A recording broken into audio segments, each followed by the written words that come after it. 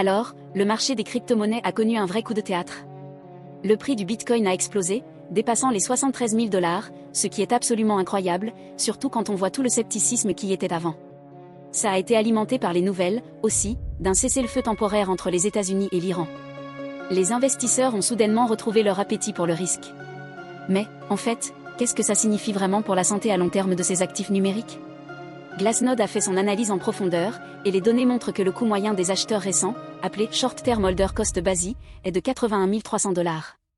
Ça veut dire que beaucoup d'acheteurs récents sont en fait sous l'eau, ce qui pourrait exercer une pression supplémentaire à la baisse. En parallèle, la moyenne des investisseurs actifs et la moyenne boursière vraie donnent une image différente, montrant un intérêt soutenu à des niveaux plus élevés. Au moment où on parle, le Bitcoin se tenait à 72 700 $, près du niveau de résistance crucial de 78 000 $.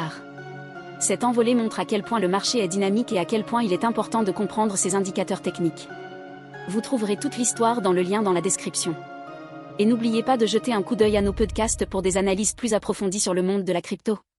On aimerait connaître votre avis, abonnez-vous et dites-nous ce que vous en pensez.